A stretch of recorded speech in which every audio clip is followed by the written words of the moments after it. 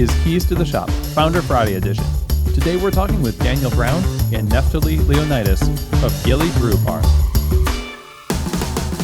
Well, hey everybody, and welcome to another episode of Keys to the Shop, where we give you insights, inspiration, and the tools you need to grow as a coffee service professional. My name is Chris DiFirio. I'm your host for the show. Thank you so much for taking the time to join me today on a Founder Friday episode. This is the Founder Friday for the month of April, where on the last Friday of the month, we sit down with founders of some of the world's best coffee bars and talk about their story, the lessons they've learned, and we certainly learn a lot and walk away truly inspired. And today is going to be a really great one, talking with the founders of Gilly Brew Bar. So I'm excited to share that with you. Now, I would encourage you to subscribe to Keys to the Shop so you always get updated when new episodes come out. Share these episodes with a friend. And if you love what Keys to the Shop does, it would be amazing if you give us a 5-star rating or review over at iTunes. It really helps the show out a lot. Thank you so much for doing that. Now, Keys to the Shop, on top of the podcast, offers consulting and coaching for you and your business, helping you walk through the process of establishing your first coffee bar, or if you're an existing operator and you want to improve your cafe's operations and profitability, you want training for your staff or your management team, or you want to tackle scaling your business effectively, there's a lot of ways that Keys to the Shop can help you either on-site or remotely, and I would love to chat with you about that. If you want to set up a free exploratory call with me, go ahead and send an email to chris@keystotheshop.com, and we can figure out how Keys to the Shop Consulting can help you thrive in your coffee business.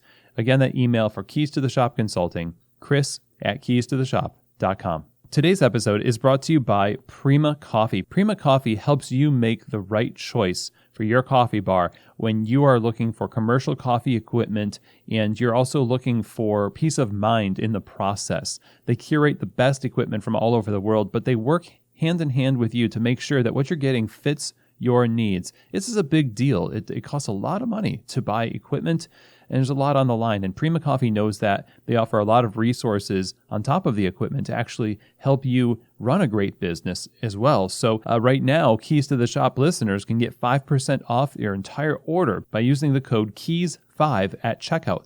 That's the word keys and then the number 5 afterwards. You get 5% off your entire order over at prima-coffee.com/keys. Again, that's prima-coffee.com/keys, and then use the code KEYS5 at checkout for 5% off your whole order. And again, if you're looking for great commercial coffee equipment and peace of mind in the process, I definitely recommend you check out prima-coffee.com/keys. Today's episode is also brought to you by the Pacific Barista Series, which is the line of plant-based performance beverages preferred by the world's best coffee bars. It is bench-tested by some of the best baristas in the world before it even hits your shelf, so you know it performs, stands up to the heat from steaming, produces amazing texture, perfect for latte art, no matter what product from their extensive lineup you're using, and the balance of the beverage is always going to be focused on coffee. And that's so key when you're talking about a specialty experience. You want the best products to highlight your great coffee. Go to their website over at pacificfoodservice.com to find out more information. Get this in your store and try it out for yourself. If you're looking for the best plant-based beverages for your guests' coffee experience, then I highly recommend you get the Pacific Barista Series. Okay, everyone. Well, I'm really excited to share this episode with you on Founder Friday for April. We're talking with Daniel Brown and Nephthaly Leonidas of Gilly Brew Bar. A little bit about the founders. Daniel grew up singing and touring professionally, and eventually through that turns his attention to entrepreneurship, studying business. At a point, his family purchased a historic property in downtown Stone Mountain, Georgia, where he officially curated the mayor's house, which is what the place was called, where they opened Gilly's concept in 2018. And Nephthaly joined up shortly thereafter. In 2016, she had completed her undergraduate degree in economics and had co-founded an initiative alongside her family serving rural Haiti with medical and dental clinics. And after coming back from that, joins Daniel at Gilly. And from there, they've really been making an impact in their community. Now, Gilly Brew Bar, its mission is to help people reimagine coffee culture. And that mission serves their main purpose, which is to disrupt norms and build better communities. Gilly came to be as an effort to not only make waves in the coffee industry by being a Black-owned business, but to also change the narrative of what it means to be a coffee company, serving their community alongside an amazing group of baristas. Another amazing and unique aspect of Gilly is their use of coffee and tea elixirs to storytell and really bring that experience to a whole new depth and way of thinking and operating. And as you hear in this conversation today, both Daniel and Nephtali are just humble people that are thrilled to get the opportunity to do this concept and make the impact that they have been. They have a lot of great goals and dreams, and they're growing. And I was just so impressed and inspired at the depth of intentionality and the uniqueness of the experience that they're offering at Gilly Brew Bar. And they have some really wonderful insights to share, overcoming a lot of challenges, being a light to their community, focusing on people, and as their mission is to make waves in their community and in the coffee community. I think you'll agree after listening to this. So let's get right to the conversation. Here now is my interview with Daniel Brown and Nephthaly Leonidas of Gilly Brew Bar. Okay, Nephthaly, Daniel, welcome to Keys to the Shop. I'm so happy to talk to you all and hear your story today. How are you? Yeah, we're doing well. I'm doing well. Can't complain. This is it's a great time of year, actually. I'm really enjoying this, especially I know y'all are in Georgia and I'm here in Kentucky, and it's not really super hot right now. I'm enjoying that for sure. Yeah, springtime here is beautiful. It's pollen season. Pollen's killing us. That part's not so fun. Well, I'm excited to kind of talk about what y'all have been up to with with Gilly Brew Bar and your story in coffee. And as with all our Founder Fridays, I just wanted to get a little backstory on how this came to be. You have a unique way of doing coffee, serving coffee, and perspective on it. So to start in the beginning, how did you begin your careers in coffee? And at what point did you really start thinking a coffee shop was something of a goal that you wanted to accomplish? I can speak for both of us, I think. We don't have like a traditional introductory into the coffee industry. Neither of us worked in a cafe or coffee shop. I would say the motive for me started at just wanting to build community, and coffee shops do a great job at, facilitating people coming together. And so I wanted to do something like that. But I knew I didn't want to create a coffee shop, which is why we decided to call it a brew bar. And I mean, we're still a young startup, so we're still building language around that, but there are some similarities, but they're completely different at the same time. Well, why not start a coffee bar? What's behind that statement? Yeah, I think I can speak for the both of us when I say that sometimes coffee shops are attached to gentrification of a city and are often disassociated with the community that they're actually in sometimes. And I think for us, because culture and community was really important, and being a part of the community that we were in, we didn't necessarily want to be attached to the negativity that comes when a coffee shop comes into the community. We also do things very uniquely. Like, we brew things out of the box. Our elixirs are not traditional. In a sense, we've brewed acorns, which was incredible. They're really good, shockingly. And so because we do so many unique things, coffee shop didn't necessarily fit who we were and what we wanted to do and accomplish. Yeah, I totally agree. You said, I think the whole coffee culture has been, I want to say largely it's associated with kind of take and go, and not really engaging and building relationship. I think it's been consumed with, just the thought of adding cream and sugar, and sometimes a lot of sugar, and we don't judge that, but we appreciate coffee in its purest form. And so I think from an outsider looking in, when they see our beverages, they may think we're kind of like too much. But if they kind of get to know us a little bit more, we absolutely love drinking coffee like by itself. We're always exploring new origins. And yeah, we have so much fun with that. And I think because of our understanding of certain cup profiles with our elixirs, we're able to just experiment and have fun with it. Our love for the product gives us room to explore a little bit more and inspire other people. I love this theme that I'm hearing, and it's this, what I'm taking away from this is that you don't want to do something that's status quo, and you want to sort of subvert people's expectations, but it sounds like because you have that value of community, you have a desire for something deeper in what you're doing with your coffee bar, or not your coffee bar, your brew bar. And, community is something that comes from depth of relationship. Is that fair to say? Oh, yeah. Absolutely. Oh, yeah. That relationships are incredibly core to Gilly. Whenever we train our baristas, we always tell them one of our values is to set the table, which means to know and be known. And anytime a customer walks in for us is an opportunity to build a relationship with them. It's harder as we get busier, but yeah, relationships they're of high value to us. It's people and product, and if we had to pick, we'll always choose people.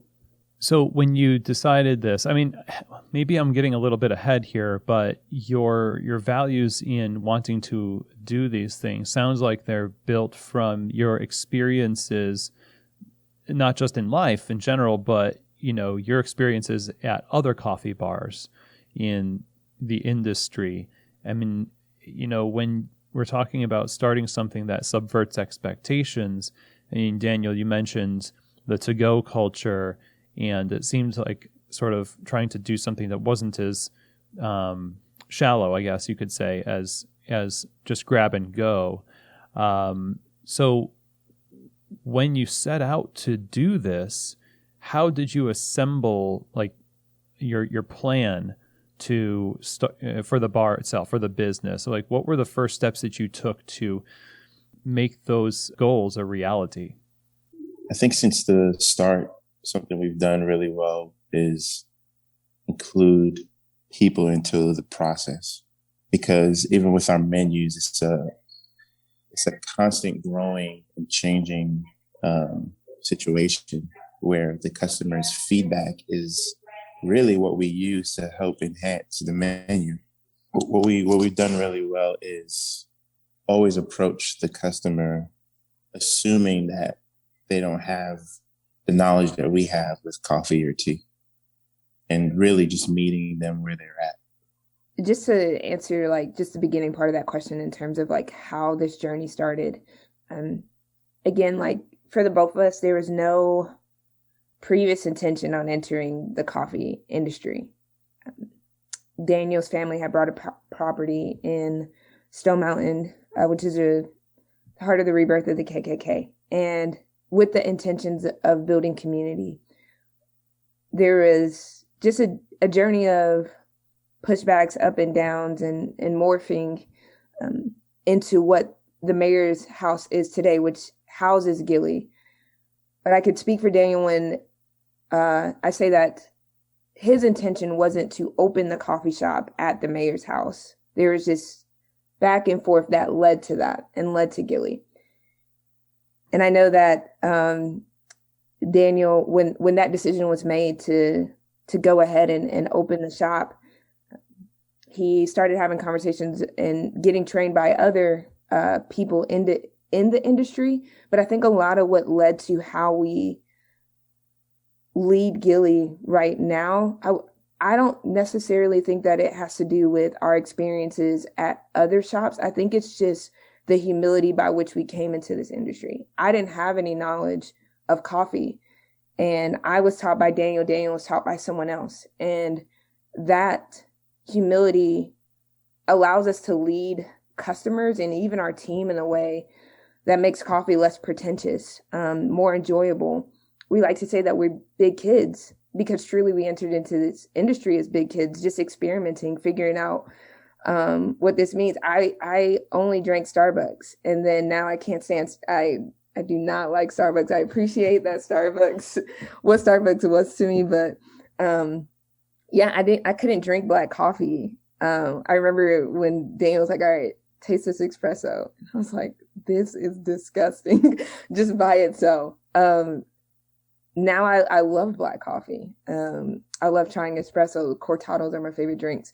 And so I think that journey for us and who we are is embedded into the DNA of Gilly. I think our culture as Caribbean islanders, first generation Americans, and then even as Black, we embed that into who we are.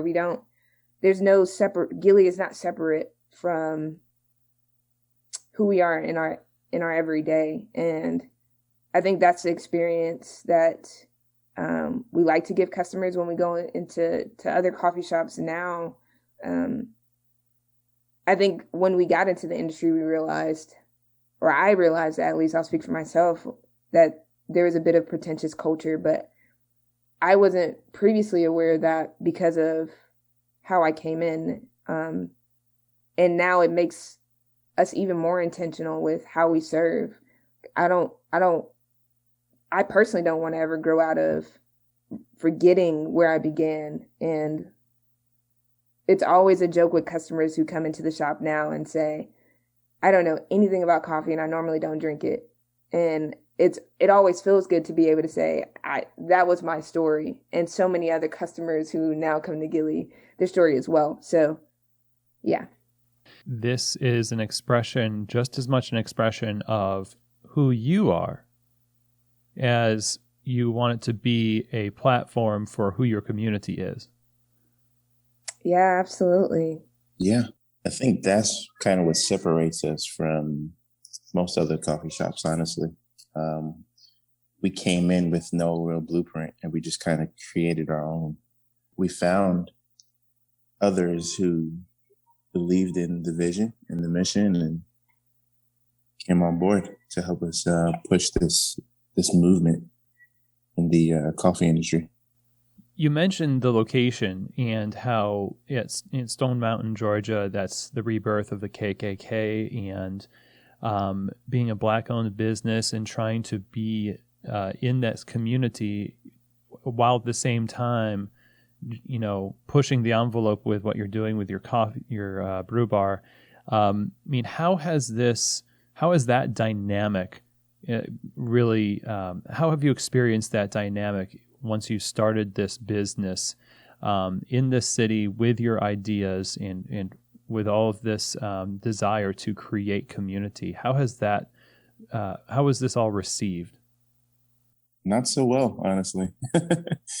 I actually struggled a while trying to explain my experience. And it was such a tug of war because I wanted to bring in good press to my community. I wanted to highlight positive things. I wanted Stone Mountain to be attractive. And then as I continued to go through other interviews and stuff, I realized I can't neglect what I went through. And the reality is, I think in order to be liked, that also means you have to expose some of the darkness. I mean, that's something that we're still working on to this day, trying to reach the people in our community. Because for a long time, our support came from people who lived outside of the community. And sometimes I think when you're in the situation, you don't see it for what it is. But people outside saw that we were being or becoming a light for the bad narrative that Stone Mountain has. I think we've seen progress. It's been slow progress, but it's been really good progress. And younger families are moving into town. We're starting to see people from all over visit. And now that people are there frequently, I think now that's starting to draw in people from the community. But yeah, from the beginning, it wasn't an easy road at all. Stone Mountain Village is a historic district, so they focused a lot on preservation and keeping that old town look, which is fine. But when it came to introducing new business concepts, innovative business concepts, it didn't quite mesh with their world of wanting to preserve and keep things how they were. Because of the mayor's house, Gilly became a disruptor, and that's what we do best. Seriously. That year one for us, we joke about it now because we can look back because we've come so far, but that was a year. That was a year. And I think in many ways, it definitely made us grateful. The growth is incredible, but it did not come easy. And we're still trekking. As Daniel has said, there's so many good things happening in the village and cool things going on, but it's a task. Eventually you got the space open. And in that process, did you immediately have a team of people that were with you, or was it just you two and then you quickly brought people on? How did that work? So it took me about 2.5 years to get open. After opening, it was just me for a bit, and I literally hired, I think he had just graduated high school, a young kid in the community who came and showed interest. And I said, hey, you want to work with me? And he came on board, and then ended up hiring 2 other people and reconnected with Neff, who I've known for quite a time, a few years now, who had just gotten back from, I think, she had just finished college, and Neff jumped on board. Yeah. I don't want to tell Neff's perspective, but yeah, it definitely did not come in with a whole team. It was just me at the start, and then slowly started to build on my team as this concept started to evolve a bit more. Yeah, I graduated from college, and then I was out of the country, and I came back in the country, and Daniel had finally opened up this concept that he was talking about off and on at the bakery when I would go visit him and his wife. And when I came on board, I think that was the journey of moving Gilly away from just a small business in Stone Mountain and the recognition of, hey, D, there's something special here, even though it feels like we're in the trenches. Yeah. And just to give a little context, in the 2.5 years that it took me to open at the mayor's house, I still held on to this idea and started doing pop-ups at my wife's bakery. So during that time, I didn't give up. That whole time, that every day I pushed to try and get the location open and literally fight back the city, who I felt was trying to hold back this amazing concept that I thought would change that community. What was it? Do you feel maybe just it was tenacity, but was there a point at which you noticed that your efforts were being effective to move the needle with the city, to allow you to do this? Over time, they started to, I think they got to see the person that I was, mainly because my wife and I actually moved a block away from where the mayor's house is. We would go to city council meetings frequently. We would, introduce ourselves to neighbors. I think during that time, people started to see that my heart was really for the community. Like I wasn't just trying to bring another business to the village to try and make a profit and just sell the property and leave. People saw like, to someone that's actually trying to help our community thrive. I feel like over time that started to, it opened people's eyes a bit more, softened their hearts in a lot of ways too. Because, I mean, I'll be completely honest, coming in as a Black male in, well, we call it the mayor's house because it was built for the first mayor of Stone Mountain. It's the oldest house in Stone Mountain, built 1834.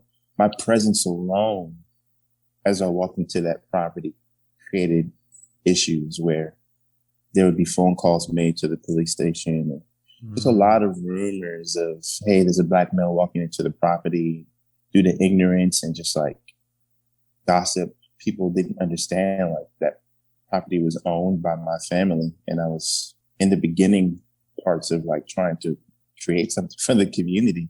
But like I said, as I continue to be present in community events, as I engaged with neighbors more and was more present in a lot of things that involved some of the leaders in the community, when they saw who I was and had those small talk conversations on the side, I think that kind of loosened certain things, but the battle still continues. With a few other people. And, you know, it's not our job to try and make everyone happy. I mean, there's always going to be that one person that's like, I don't like what they do. And that's fine. But, you know, like I said, the motive from the start has been to build community. And we're trying our best every day to do that. Well, it sounds like you've had to work 2 or 3 times as hard as the average owner would have to work to overcome people's ignorance, to fight against the city, to do a progressive concept. There's so many different angles and turns at which a lot of people would have been turned away from this idea. So credit to you for having the constants to be that light, as you say. That's a great way to put it. How many years now officially have you been in operation? April 1st would make it our 3rd year as Gilly Brew Bar. Nice. And we're pretty happy. Yeah, we've gone through a lot. So much. So much. We've learned a lot too through the process. But 3 years, wow. I mean, I can't tell you the amount of conversations I've had with people who said, had I gone through that, even having to wait 2.5 years to even get approved to be open, they were like, I would have left a long time ago. You know, but we stuck it through, and I'm glad we did. I have no regrets, despite all that we endured. It was all for a reason. Yeah, for sure. I can't lie and say that there wasn't moments where I was like, Daniel, I'm not sure. I'm not sure that this is it. This city does not want us here. Let's go. You almost just want to go where you feel welcomed. You're like, man, why can't we just be where we know we would thrive and be welcome? But despite it all, we're right where we need to be and growing. So, is that the vision that was really driving you, in spite of what you had in the present circumstance didn't seem to dim what you were going towards in the future? Absolutely. And you know what, that also ties back to why we didn't want to just be called a coffee shop. You know, that automatically keeps us into one category. And I'm telling you, man, we have some goals and some plans that I think will continue to grow on topics involving community and all that. But yeah, it doesn't end here. Let's talk a little bit about your concept here, because we got talking a little bit in the beginning about brewing acorns and elixirs, which is a kind of a teaser to the idea of what you do with your elixirs, which is, I think, really, really unique. In fact, I don't really know anybody else who releases drinks in in concepts the way that you do at your bar. So, how did you come up with the idea to do elixirs? And then when you actually started doing them, how did that process go? And what did you learn along the way? As Neff mentioned a while back, we both come from Caribbean families. I mean, I don't know what Caribbean family wouldn't say or agree with that. When someone is sick in the family, you're going to try and create some kind of concoction to help relieve them or cure them. And growing up constantly, I just recall so many moments, so many memories of these teas or natural herbs brewed into something. Sometimes it didn't even necessarily taste that good, or maybe it was too strong or whatever. But I know whatever it was that they gave me, it helped with whatever symptom that I was feeling. And I mean, that's not speaking against prescribed medication. Those things help relieve as well. But from a Caribbean standpoint, we tend to go with more natural ingredients. So I think that's kind of where the concept stemmed from, wanting to create a product. Because coffee, in a lot of ways, I view that as a medicine.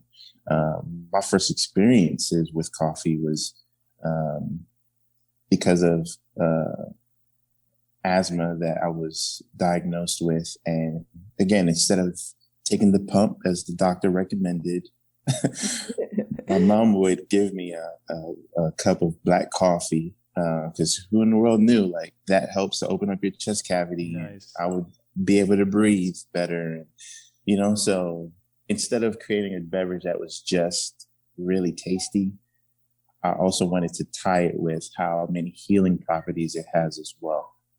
So I think that's why we call them elixirs, as opposed to like most people initially would call it like a mocktail. But yeah, we refer to them as elixirs because we see it as a medicinal substance. And then early on, I think because it's so bizarre, I knew we would have to do something pretty amazing and with excellence to try and engage people with wanting to try these crazy beverages. And so what Neff and I did was just kind of pull from resources, certain friends we've had. We have a lot of creative friends who have so much skill with like videography, cinematography, photography. Yeah. And we said, okay, in order to really push this concept, we have to make it appealing. And so instead of just describing, hey, we got this really cool drink, which has lemonade and coffee, we'll show them a picture of it and they'd be like, whoa. Like Yeah. at first I didn't think this would taste so well, but it looks really good. So that's kind of how we drew people in. I don't know if you have anything to share, Nash. Yeah. Daniel covered a lot of it. And in terms of just how we continue with it now, like the process of it now, it's always attached to a story. Storytelling we do that a lot. It's pretty foundational for Gilly. And so we're often pausing to think about what's happening in our lives, what's happening around us. And we create these beverages these elixirs based off of the story that we feel like needs to be told in that season. And oftentimes the stories are for us. I can tell you countless times in which we're telling the story to our customers and they're gravitating towards it. And they're like, man, this is so powerful. This is different. I've never experienced anything like this. And in my mind, and I know Daniel's mind, I'm like, yeah, this is what's helping us get through. We're getting through. So, yeah. Well, what would be an example of one of those elixirs that is attached to a story? Oh, man. Danny, you want to talk about Steep Life? You got it, D. No, that's your favorite. Go for it. That is my favorite. Probably because I think we're in the heat of so much at that time, or just coming off the back of just craziness. And it was just getting to spring and we're feeling like we can breathe. And so this particular elixir season, we steeped, it was about like teas. All of it was teas. And we called it Steep Life because in order for you to pull the best flavor out of a tea, you have to steep it in hot water. And as like a team and a company and a bar, we felt like our entire concept, our lives was being steeped in just fire. But it was ultimately pulling out the best flavors. Did we know that at that time or feel that way? Probably not. And so we attach, again, we use a lot of scripture in what we, in how we storytell. And so like steep life for us was a reminder of the flavors that come out when tea bags have to sit in fire, and just the trial by fire that you endure and being purified as gold. So that's just a little bit of it. Yeah, we did another season called The One, and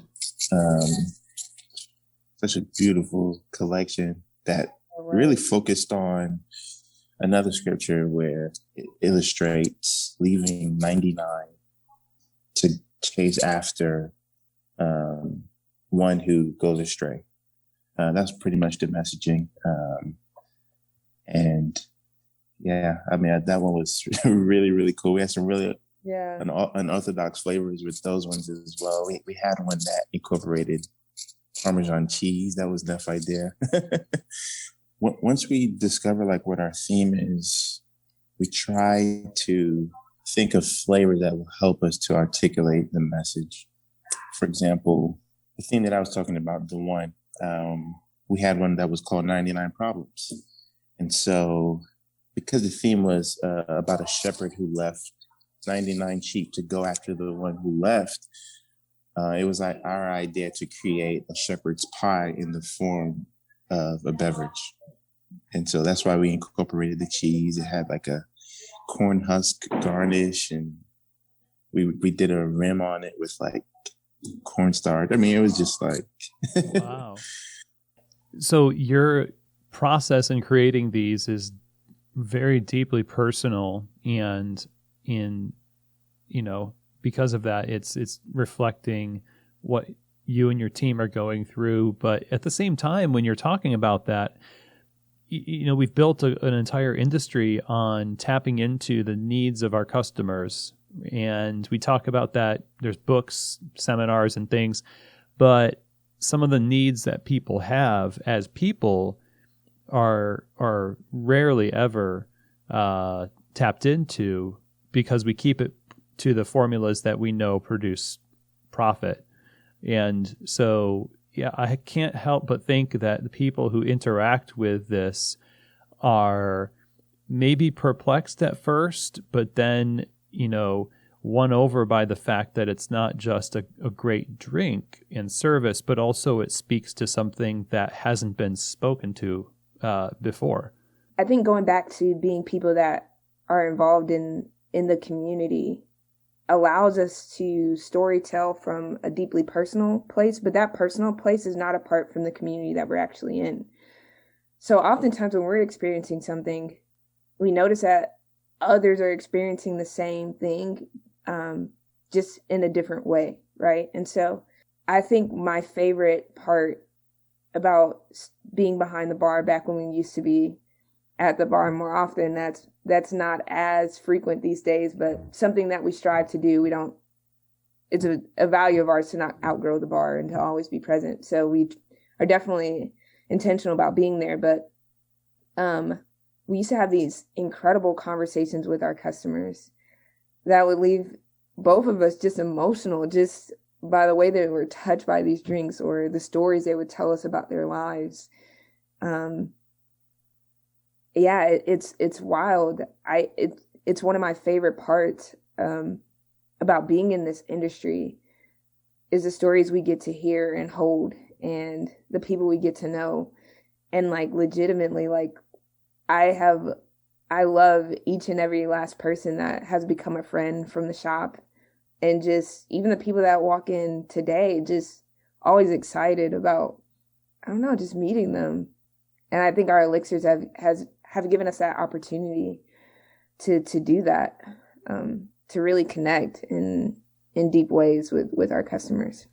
How do you train a staff member to do the same thing, to create the same space for people to have those experiences when it's not yourself or Daniel on the bar? What kind of process do you go through in communicating that to them so that they in turn can provide that if you happen to not be at the bar?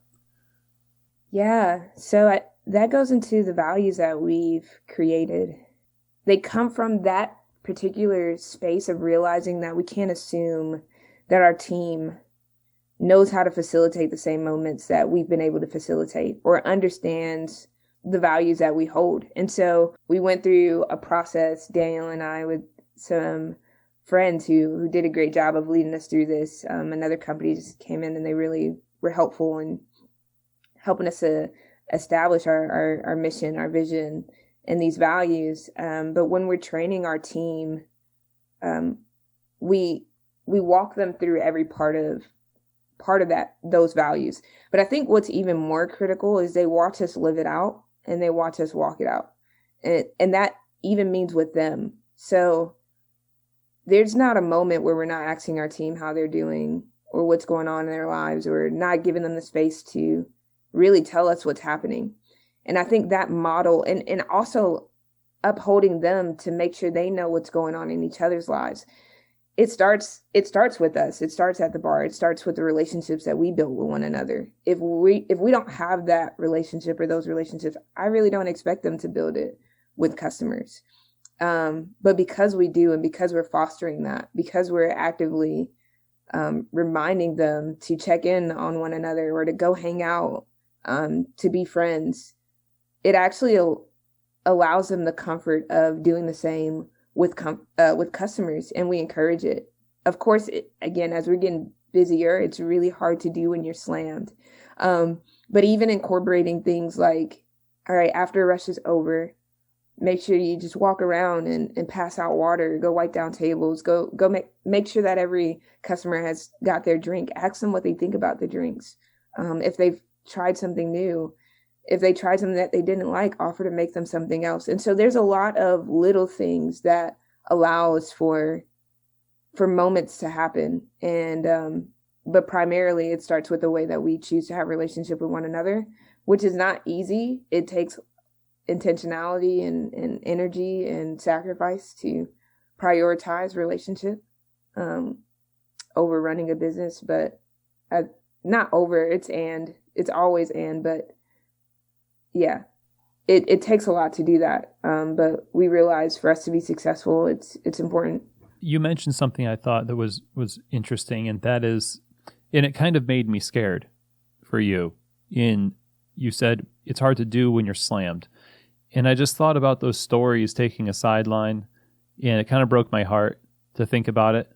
And the question, I guess, is how do you manage the balance between running a business and, creating income to pay staff and do all that? And when you get slammed, it's like, yeah, we're really busy. People love what we're doing. But then sometimes it crowds out opportunities to do the thing that you started it to do. How have you so far managed the balance there? I think COVID took from us some things that for now, we're going to bring it back, but some things that would continue to allow that even when we're busy. Part of that is an event that we called Bars Behind the Bar, in which we would bring artists to come perform behind our bar, and we would serve our elixirs that night. And we would just have fun with our customers. In that, community is foundational for us. Community doesn't just stop at the hours that we're operating. It continues to the events that we choose to do, the events that we choose to go to.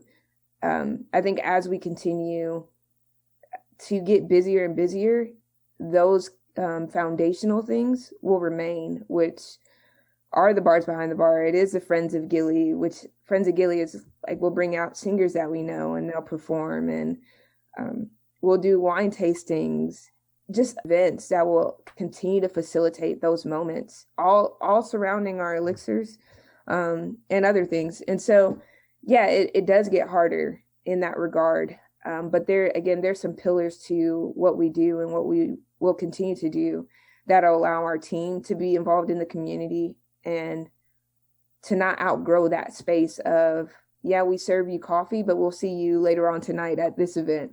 And so, D, I don't know if you have anything else to add, but.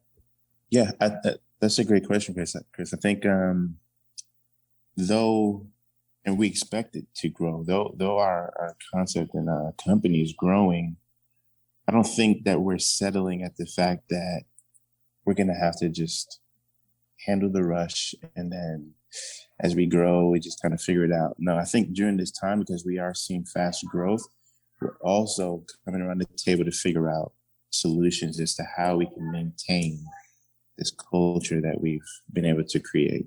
And Neff kind of brought up a few things earlier about making rounds, visiting, certain tables and asking how's the drink and little things like that, offering them water, really tying back to the service aspect and hospitality, are ways we can kind of try and still engage with the customer. And yeah, it's still pretty difficult with COVID. A few people are, conscious and wanting to keep their distance.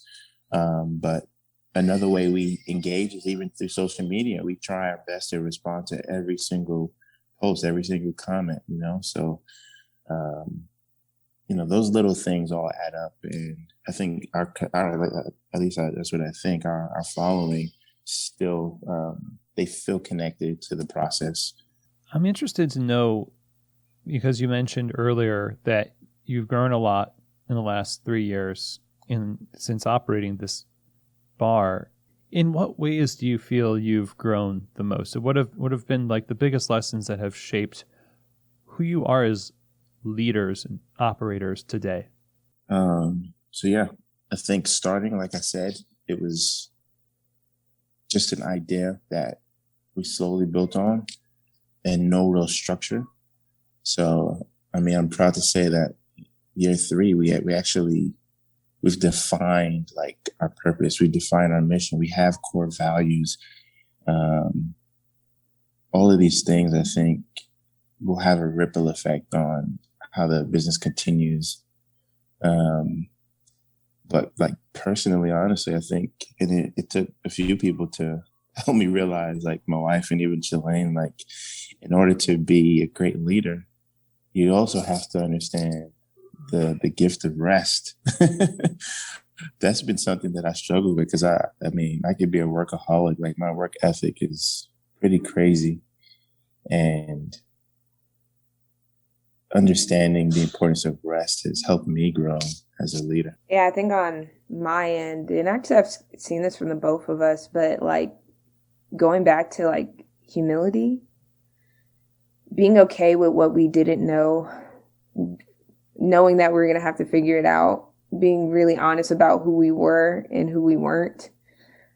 I think that's shaped us a lot. And it continues to shape us now, even as we grow. I think a growth point, we're working on our second location. There's massive anticipation for that, and we're just as equally excited, and there's some hurdles that we're overcoming there, but can't wait to be within the city of Atlanta, and other opportunities that are being presented before us. I think that's been a constant this past year, just figuring out what we need to say yes to and what we would like to say yes to but should say no to. And so growth has just been opportunities. It's also been establishing proper structure and systems, and a lot of humility in the process. Yeah. I love that. What a great opportunity too to get that second location into Atlanta. Really exciting. So when you take a look at what you've created and the journey you're on and continue to go on, and you look around the industry and realize that, you were one of the, for example, you were one of the guest creators on James Hoffman's YouTube channel. You've got the reach that's growing. To the greater industry, I wonder what would you like to see in the industry? How would you like to see the industry of specialty coffee and coffee bars and things evolve in the coming years? What I'd like to see is people's understanding of coffee and tea being closely associated with the culinary experience. People do it subconsciously, don't even notice, but most people would associate coffee with like their morning breakfast. Any diner you go to or whatever, the coffee is there, but for some reason, I think there's been this disconnect of tying it with culinary. So that's one thing I hope to see continue to grow. I think this model we've created, I'd love to see it be duplicated, where once people grasp the idea of coffee and tea being tied to this culinary experience, also thinking a little further of how these beverages now could pair with food. We do that with wine, do that with beer and cocktails, and seeing coffee as a specialty beverage and really drive the sense of like an experience when drinking coffee. Because, most new coffee drinkers, when they taste it, a lot of their response would be, I drink it just to keep my day going. I don't really like the taste. I don't really like so I think for one, we need to do a better job at looking at quality, which the specialty coffee industry has done. So I hope we don't lose focus with that, just trying to produce the best quality beverage. Because most people's experience with coffee being too bitter or too strong or whatever, maybe because it wasn't properly prepared.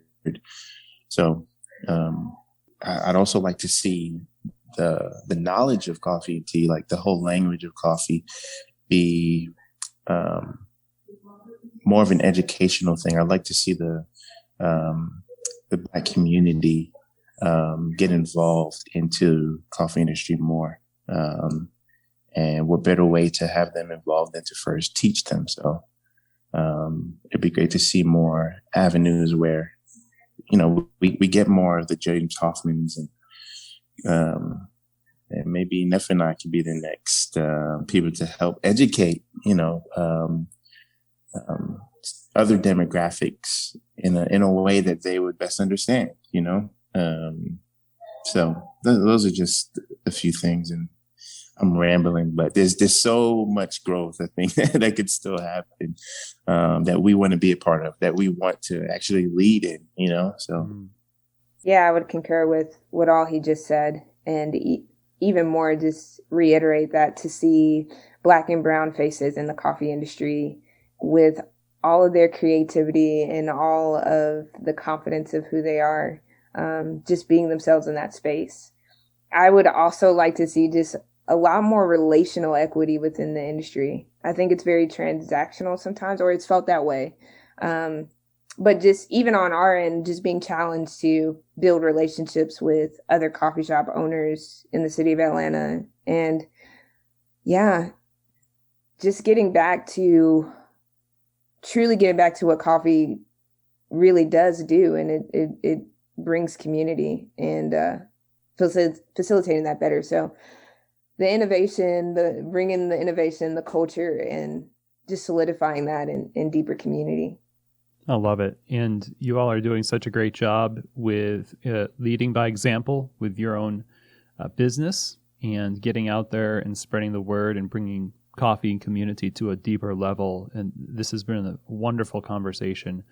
I feel pretty inspired by it. So I know a lot of other people do as well. So thank you so much for being on the show. And how can people stay in touch with all that you've got going on and follow your progress? Thank you too, Chris. Really enjoyed your questions. The best way to, I guess, understand us as a brand, I would say to first go to our website. That's where you'll find a lot of our core values. But to see that demonstrated, another cool way would be through our Instagram, our Facebook and Twitter. And we just started our YouTube platform as well. And you can find us at Gilly Brew Bar on all platforms. Yeah. What Daniel said. Thanks for having us, Chris. I really appreciate it. And this conversation has been great. Honor is all mine. Thank you both again so much. Certainly. All right. Have a good day, man. Well, I hope that you enjoyed this conversation here today. One of the main points of inspiration here from the Gilly Brew Bar story is their emphasis on people and their emphasis on maintaining that depth of experience was consistent through all of the challenges that they had, through even COVID, that they would pivot to create opportunities to maintain that depth of relationship and be that light to their community through how they operate their business is so admirable. And it shows, I think, that we are more than just businesses. Coffee bars can be cornerstones. Coffee bars can be institutions of change. Through leading by example and walking out those values, as Nephthaly was talking about, this is how things start to shift, and it's how we connect with the people who come to us for a coffee experience and may end up walking away with something more. And that's really satisfying, and I'm so happy that we got the opportunity to hear their story. You can find out more information about Gilly Brew Bar by visiting their website over at gillybrewbar.com. You can also stay in touch with them of what they have going on over at Instagram. You can just follow them at Gilly Brew Bar. They're on Instagram. And a big thank you to Daniel and Nephthaly for joining me on this show. I so appreciate how you've shared your hearts, your vision, and it's truly inspiring. Thank you both. Now, if you have any questions, comments, or feedback for me, as always, you can send those to chris@keystotheshop.com. That's also the email for any inquiries about Keys to the Shop consulting. Again, that is chris@keystotheshop.com. And with that, that is the end of our Founder Friday episode for April. Thank you so much for taking the time to listen along. And as always, I hope that this episode has truly given you keys to the shop.